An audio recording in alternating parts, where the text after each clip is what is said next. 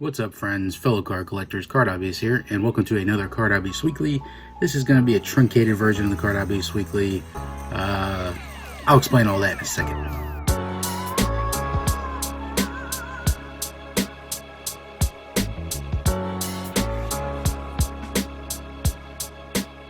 Alright, so I said this is going to be a truncated version of the Cardhobbyist Weekly. All I meant to say is it's probably going to be a faster one than normal. All the segments in it are a little bit shorter. There's no 20-minute off the cuff or me digging through 500 cards or anything like that. All the segments are pretty quick. We're going to start off with a mail day. Mail day comes from Sportlots. Just some cards I picked up on Sportlots. I won't ramble too much. We'll get right into the mail day. Take it away.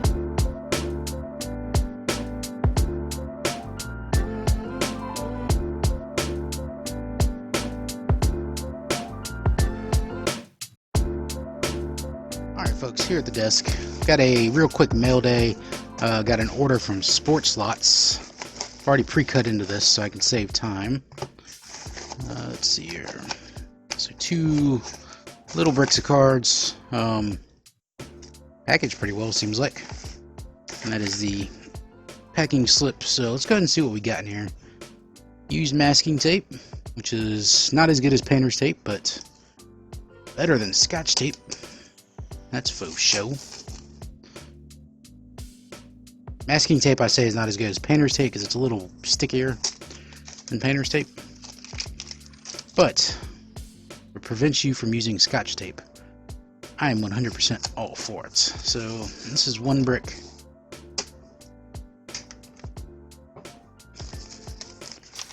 And then let's get into the other brick as I got masking tape sticking in my hands.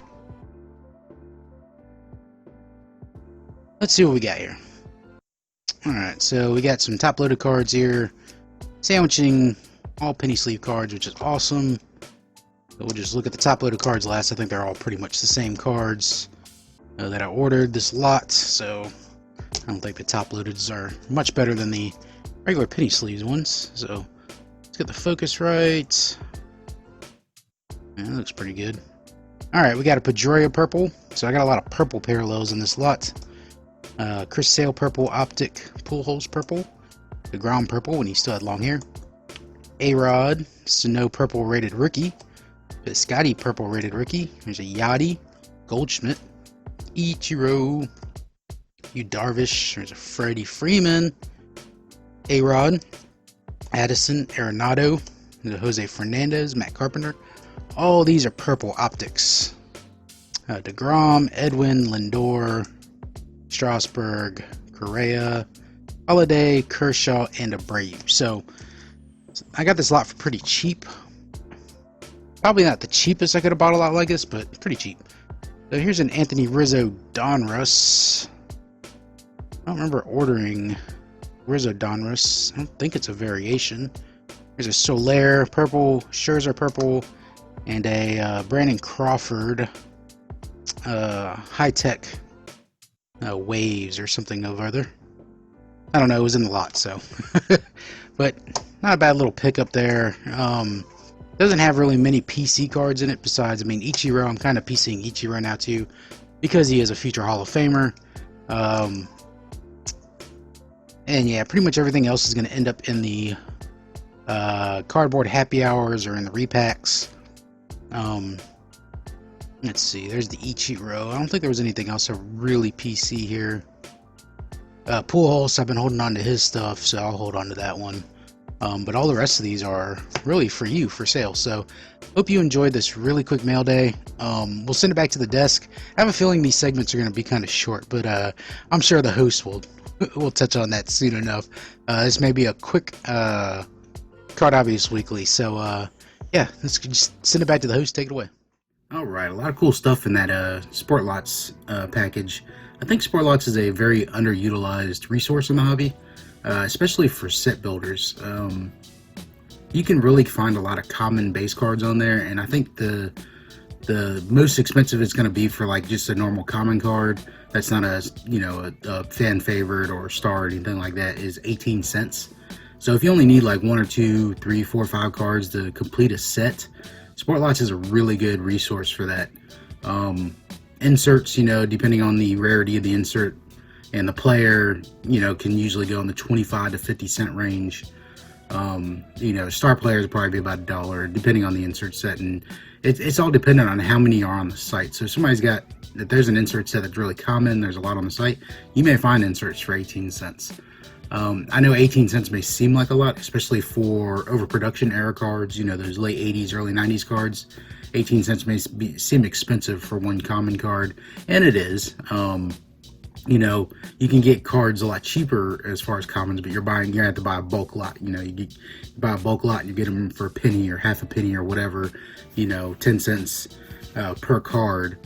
But if you only need like 1 or 2 cards and you don't feel like buying a whole bulk of cards, like if you only need 1 or 2 cards to finish your 88 top set, there's no reason to buy a whole bulk of 88 tops commons, because it's going to cost you, you know, 20 bucks just to have that shipped to you.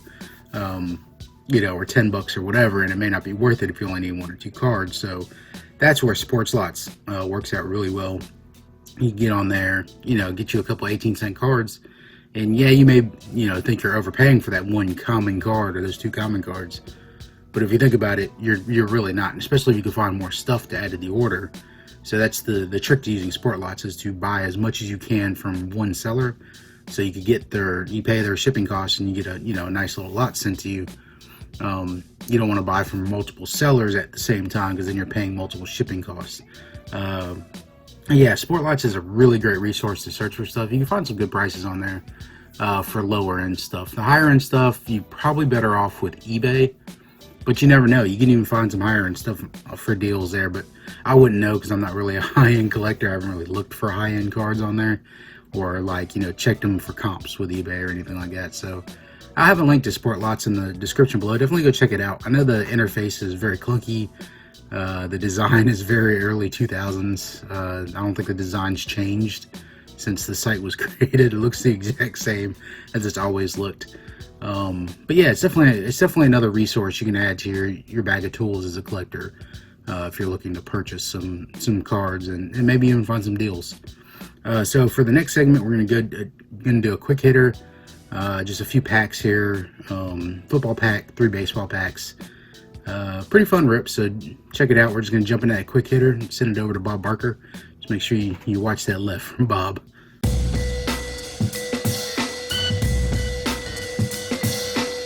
Alright folks, here at the desk we're going to do ourselves a quick hitter. Got 4 packs going today. Got some Bowman, got some Topps Fire, got a pack of 87 baseball, and a pack of 2020 score. This will be the first 2020 football I've opened this year, so let's go ahead and get the focus right before we start ripping. Should be good right there. Alright, so first 2020 football cards I've opened this year, besides the Leaf that I've gotten in Fairfield stuff. So yeah, let's check it out. 2020 score. Of course, the low end of the Panini products. Alright, so we got Ryan Kerrigan. We got Corey Davis. Seems like it's still kind of out of focus, but I think it's just that lettering so tiny right there. Corey Davis. We got Richard Sherman. Sherman. Alexander Madison. There's Preston Williams, very nice. We got D-Hop. Our gold is James Conner. We got a Patty Mahomes. Always good to pull a Patty Mahomes deep dive. We got a Harrison Smith next level. Our rookies are Kevin Duvernay. Albert, I'm not going to attempt it. Okay, I'll attempt it. Okay, Weg Bunum.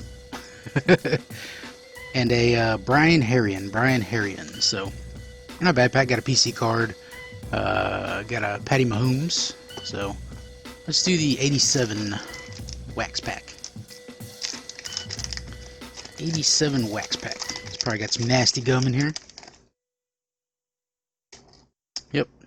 Stuck to old Gorman Thomas. Gorman Thomas is the gum card, and will be sacrificed as such. Sorry, Gorman Thomas. Oh wait, there's a Wallace Johnson here. That's kind of stuck to that, but it didn't really go through to the Wallace Johnson. Although there is a big dimple in that one. Sorry, Gorman Thomas. Alright. So, let's see here. flip these over. Take a look what we got in here.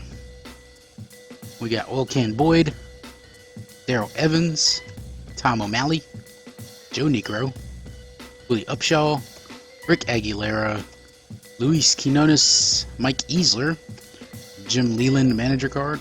There's Wallace Johnson. There's a Bo Jackson rookie. Not a bad card, not a bad card. Probably not a 10. There's a little spot here on the surface, and a little bit of a ding corner there, so maybe a 7 or so. Probably a 7, maybe even a 6. Steve Lake, Rick Sutcliffe, Tigers leaders with Sparky Anderson, the Don Mattingly, and a Kirby Puckett. Very nice. Kirby Puckett. Not a rookie, second year card, but actually wasn't a bad pack of 87. Not a bad pack at all. Let's do we'll do Bowman last. Let's do Topps Fire. I've never opened any of this before, so this is the first time for Topps Fire. This is 2020 Topps Fire. Alright, these things are very, very loud. There's a Jesus Aguilar from the Marlins. There's a Juan Soto. It's a pretty cool design there. There's Ozzie Albies, Brave, very nice. Our rookie is Gavin Lux. Very nice. We got an Arenado.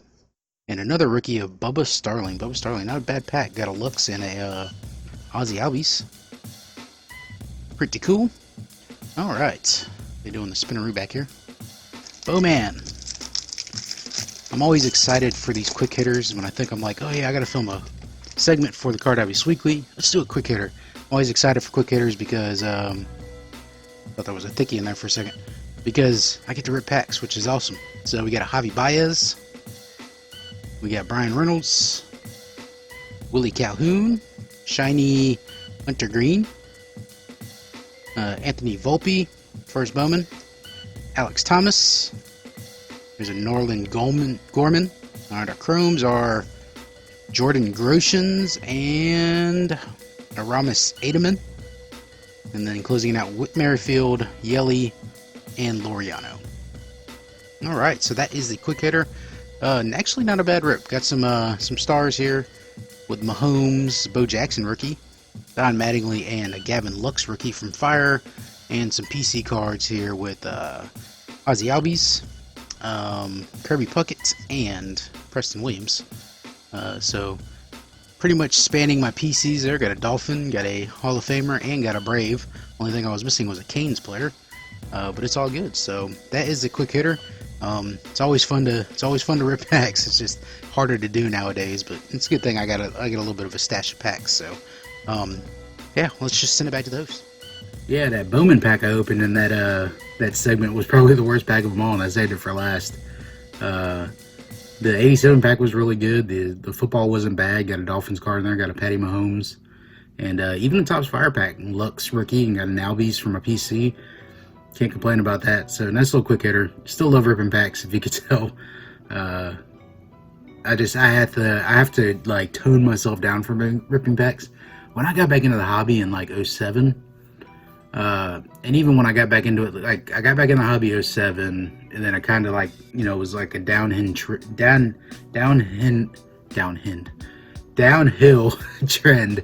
from that point. So like 07, I like hit it hard, and then, you know, kind of trended downwards, and I kind of slacked off a little bit, and then had much fun with the hobby. And then around 2010, 2011, I hit it hard again, and I was just ripping everything I could rip. Like I couldn't, like if I bought a blaster, it was getting ripped in the vehicle. It's you know, it was just I was voracious and just ripping everything I could, and I had to like kind of limit myself. Now when I got big enough, I told myself, you know, I'm not gonna rip a whole lot of stuff. I'm not gonna just go out and buy blasters every week and rip and rip and rip. I definitely limit myself, and I like to use that stuff for content, which is where the quick hitters come from. So I got, you know, packs, you know, I stash my packs, and then, you know, whenever I want to scratch that itch, I'll pull some packs out and rip a quick hitter, and I love doing it. You know, just rip a few packs, you know, throw Bob Barker up there to introduce me ripping packs, and then I'm done with it. It's still fun ripping. I know a lot of people are like, oh, I can't find retail, and it's hard to rip. Yeah, it is hard to rip. You know, oh, just buy singles. You can't find retail. Just spend it all on singles. Well, I'd rather rip a blaster than buy a $20 single, but that's just me. I'm a low-end collector. I don't really chase singles. Cards on eBay's or anything like that. It's not me. You know, I'm not gonna, oh look, I found this graded card for $100. That's not me. I'm not gonna spend $100 on a card. Very low-end collector, and my collection grows as it grows. I'm not, I'm not trying to hunt that Xbox achievement. Get that little badge, that icon, or whatever you get for reaching a certain level. But yeah, that was a lot of fun. So the last segment's going to be repack rip. We're going to do a Fairfield pharmacy box. No, not pharmacy. Fairfield prime pack. Definitely doing some baseball this time. Done football the past 2 weeks in Fairfield, so we're going to do some baseball. Yeah, let's just get right into it.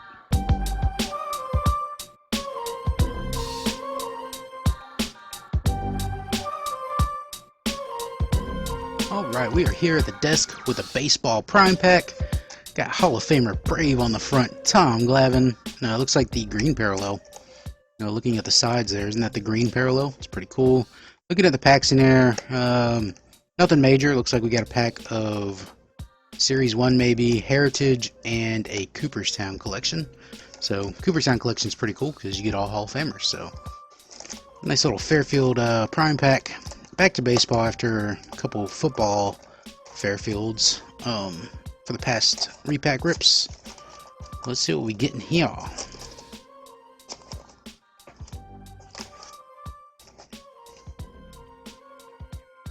Alright, so there is it. The green parallel, Decade's Best, Tom Glavine. It's pretty cool. I know that's a card I did not have. So it's one PC card. Like I said, I'm always looking to add 4 or 5 cards to my PC. They're a little harder in the prime packs, but with Cooperstown, pretty good chance since it's full of Hall of Famers. Alright, so let's do the Heritage, and we'll do Cooperstown, and then we'll do Series 1. Actually, no, let's flip that around. We'll do Cooperstown last since that's the hobby pack. We'll do Series 1 first because really nothing much in 2019 Series 1. All the big rookies were in Series 2. Brandon Lau is in Series 1. I think he's one of the better rookies in Series 1. I do not remember everybody that's in Series 1. So let's get the focus right. We got Jonathan Loaisiga, rookie. There's Tyler Skaggs, rest in peace. Robbie Ray, D. Gordon. There's a Julio Teheran, a Brave.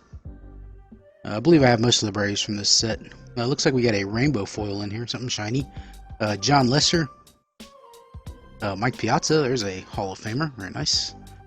Yep, David Price, rainbow foil. David Price, rainbow foil, not too bad.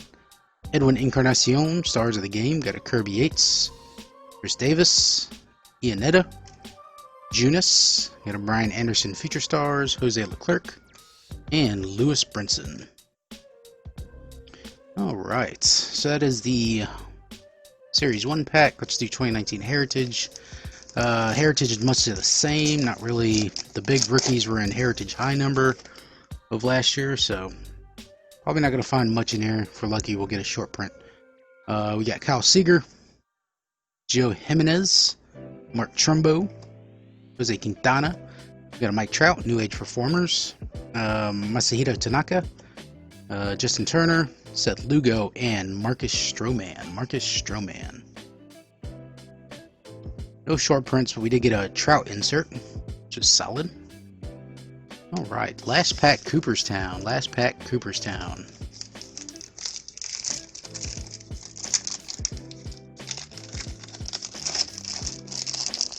Of course, this is full of Hall of Famers, starting off with a Yogi Berra, Colgan's disc. I think that's what these are called, Colgan's. So a PC card right there. Robin Yount, PC.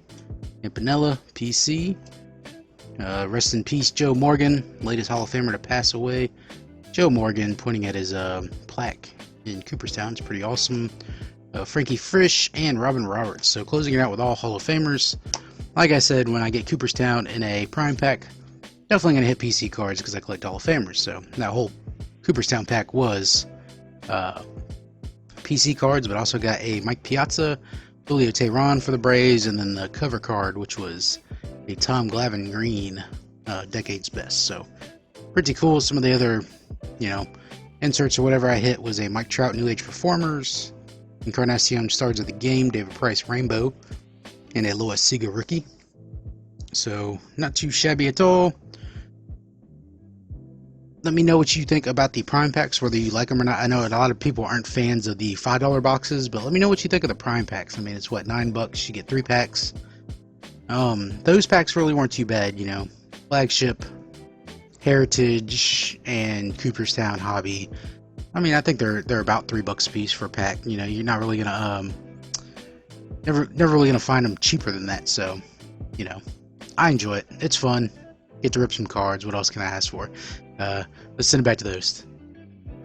Alright, that wasn't really a bad repack rip at all. Cooperstown pack gave me all PC cards, which is great, but that's expected from Cooperstown since I'm a Hall of Fame collector. Pretty much usually going to keep every card out of that Hall of Famer pack. The Heritage pack got a Trout. Can never complain about pulling a Trout. That's like pulling, you know, a gold nugget out of the river. Whenever you pull a Trout, everybody's looking for Trout. So Trout's always going to be, you know, worth it. It's kind of like pulling a, you know, a Don Mattingly back in the day. It was just a card, you know, you pulled it, you know, people wanted it. Maybe even Canseco. Canseco was like that too. Everybody wanted Canseco. Everybody wanted Don Mattingly cards back then. It was like a card that was universally wanted by everybody, it seemed like. And Trout's like that now. Everybody wants the Trout card. So it's always good to pull a Trout. And even like value-wise, you know, like Trout's, like parallels of Trout, even veteran cards, you know, Trout Golds, you get $5 for them or whatever, $10, however much they're going for. Like I said, I'm not, you know, up there on eBay comps. Heritage pack, yeah, you got the Trout. And then the 2019 pack didn't really get much. Got a rainbow foil out of it in the Tehran, and then the Cooperstown pack. And also got that window card, Tom Glavine green parallel insert for, what was it, greatest players, greatest moments, something like that. But yeah, it was really fun. I prefer the pharmacy boxes over the Prime packs. I think the Prime packs are a better value-wise with the packs. Depends on what packs you get. So definitely kind of look in the side of them and kind of figure out what packs you got in there. You don't want to be, you know, opening any triple play or 90 Donruss or 88 Donruss or 88 Tops or anything like that in there. You know, try to make sure they're modern packs in there. I know you can't really see them, but after you look at them for a few times, you kind of recognize packs. Like I knew that one had 2019 Series 1 in it. I can tell the 19 Series 1 in it. I could tell the Cooperstown pack, and then I could actually tell there. I knew what that was in that pack. You know, a lot of people wouldn't grab it for Series 1 or Heritage, especially Heritage. Heritage is tough to pull anything, so a lot of people don't like opening it, but, you know, that's one of the things I like about opening Heritage. It's a very old school approach to collecting, and if you want to know what collecting was like back in, you know, the early 90s, you know, you had Heritage. Now, granted, in the early 90s, late 80s, you know, that's when insert cards started, so you weren't guaranteed an insert, you weren't guaranteed a parallel or a short print or anything like that, so it was even tougher back then. But yeah, so let me know what you think. Do you like Prime packs better than the pharmacy boxes? I like the pharmacy boxes to thumb through it because, you know, that I don't know, I find enjoyment in that, thumbing through random cards and, oh, look at that, look at, you know, I wasn't expecting to find that in there. But yeah, let me know what you think in the comment section below. But yeah, that is the Cardhobbyist Weekly. Like I said, this is probably gonna be the shortest Cardhobbyist Weekly I've done so far. I'm kind of doing this one, you know, with a bit of heavy heart. Many of you that have watched my streams or, you know, hung out with me and done breaks or whatever before know, I had a dog. She was older. She had breathing problems last year. She had a paralyzed, I think it's a paralyzed larynx. I took her to the vet, and this was last summer, and the vet said she probably wasn't going to last, you know, more than a couple months, you know, with the breathing problem. But, you know, she made out like a trooper, and her breathing problem never fully went away, but she managed it, and like she kind of slowed down a bit. She knew she managed her breathing. She was still, you know, the dog that I've always had, but in the past month or so, you really started to see the signs of the end of a lifespan of an animal. You know, really not having the will to even go outside when you couldn't even, like, you had to like fight to keep her in the house before, and like now you would open the door and she'd look out there like, I don't want to go out there. You know, incontinence, all that's tough when you're dealing with a dog at, you know, advanced age like that, a geriatric animal. So I was actually planning on putting her down this week, because, you know, her mental cognition was not there. Her breathing issue had come back heavier than ever, and, you know, seemed like she was suffering, seemed like she was in pain. So on Friday she seemed fine, and then Friday afternoon she progressively got worse. And then on Saturday, she showed no interest in food or water. Well, she ate a piece of bacon. She wasn't going to turn down bacon. And yeah, on Saturday she wasn't really like getting up on her own to go eat food or go drink water. So, you know, on Saturday I was like, all right, Monday I'll call the vet and we'll take her in to get her euthanized. And I was dreading that, because that dog does not like going to the vet. That dog does not like being in a vehicle, period. Like, she's a nervous wreck in a vehicle, and I was just dreading having to, you know, stress her out by putting her in a vehicle to take her to the vet's office to get euthanized, you know. But then on Sunday night, she went outside to use the restroom, and like, she didn't come back in like a few minutes. She's usually really quick, especially after she's gotten older. And I went out there and I found her. She had laid down and passed away. Like, within 10 minutes of me letting her out, she had walked out there, and it was like she just laid down and it was over. So that was tough. And yeah, I miss her. I'm not gonna lie, I miss her.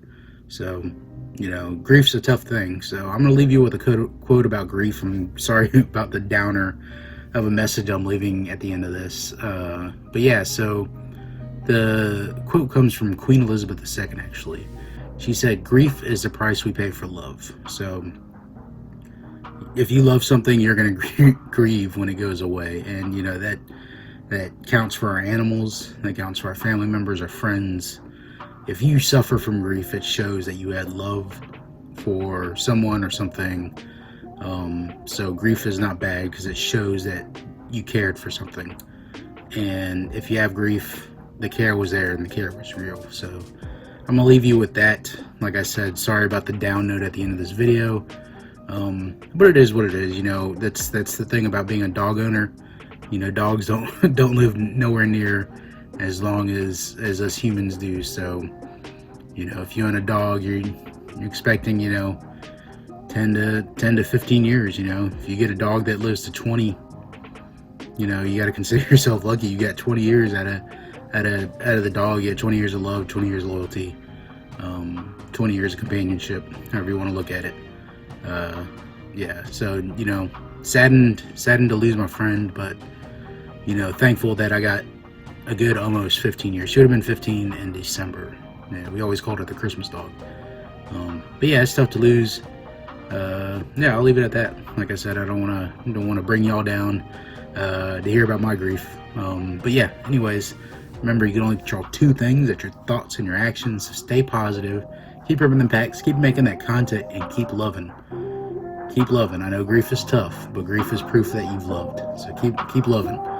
And I'll catch you all later. Peace.